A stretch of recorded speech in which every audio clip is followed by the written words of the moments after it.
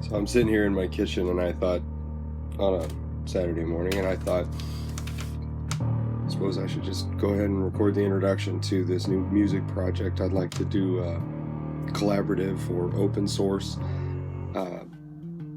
The idea is to copyright it so that if you want to use it or play it or incorporate it into your own music or your own projects, you can.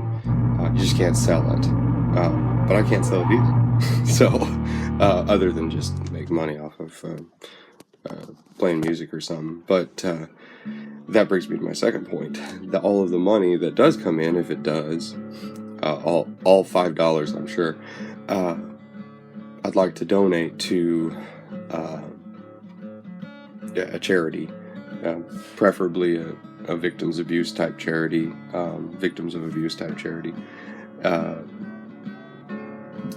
Eventually, I'd like to maybe open that up for conversation. Which one would be ethical, etc. So, anyways, to the project. The music project, I'm calling it Plain Blue, for my own reasons. Water being one of them. I'm from Nebraska as well. And the first album that I'm working on, I've written quite a few lyrics for, and most of the main themes, melodic themes, but that's flexible. It's a meditation or a retelling or an interpretation of the life of the last judge of Israel in the stories in the Old Testament, in the Hebrew Bible. This is the story of Prophet Samuel, and he's kind of an interesting cat. He presided over Israel at a time when they transferred their system of governance from a kind of a quasi-democratic theocracy, as far as I can tell. Please correct me if I'm wrong. I know Eric Job out there, he'd probably fix that up real quick if I mistakenly interpreted that. However, he presided over the transfer from sort of a theocracy of judges that was tied, of course, to the temples at that time. The center of worship hadn't settled completely in Jerusalem. He presided over the transfer from that to a monarchy.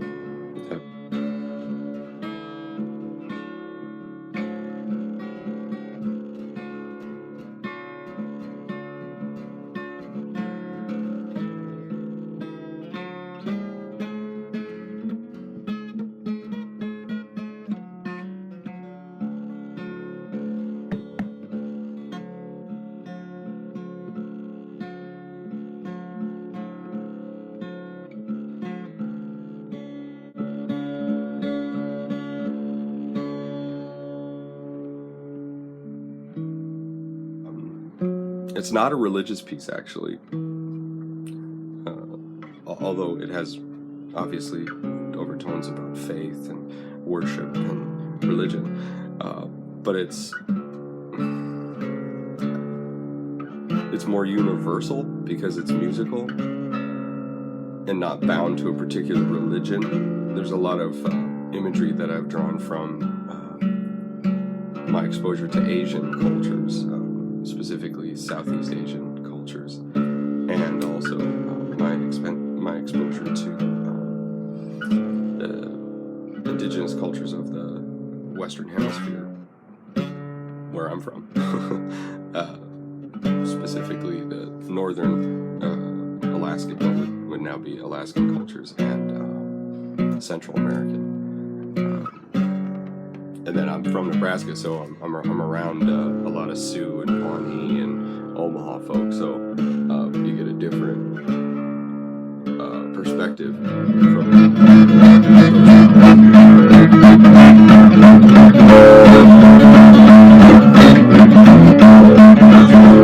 those.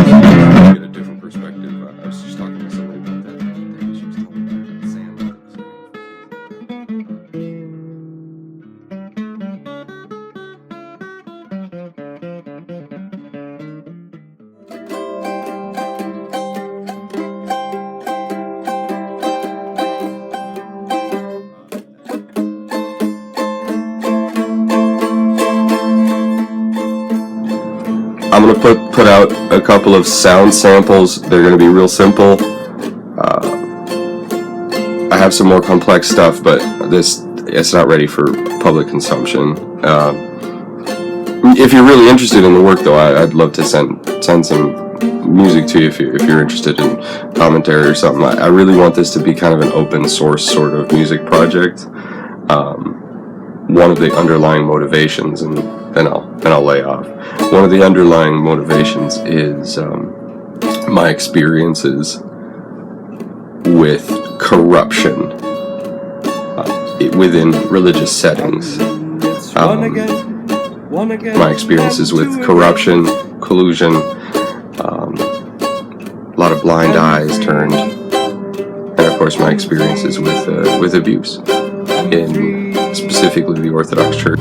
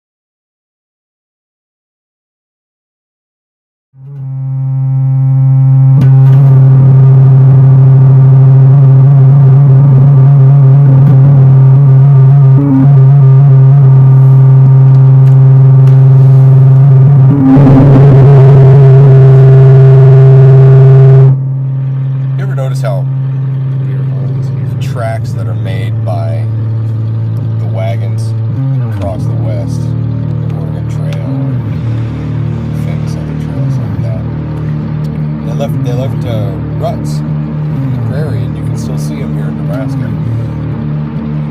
Sometimes there's a second row of ruts, and they're a little bit lighter and less deep. Sometimes they're quite obscure, but you can still see them. They're never too far away from the main tracks, within eyesight, usually. I have a sneaking suspicion a lot of my genetic code was written on that side.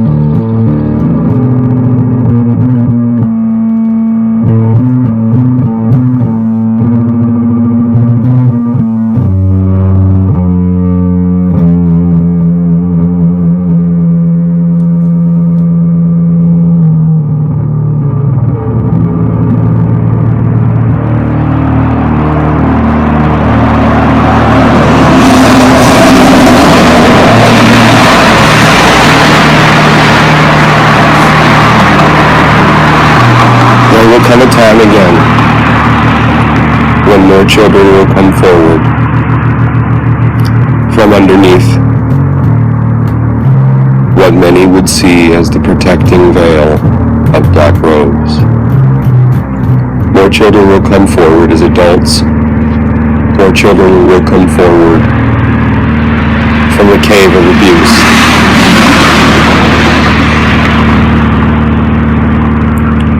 And when the incense wafts away, the tinkling bells stop, and the shining bishop's robes are hung on their hangers, to their big meals or to their austere cells, to pray,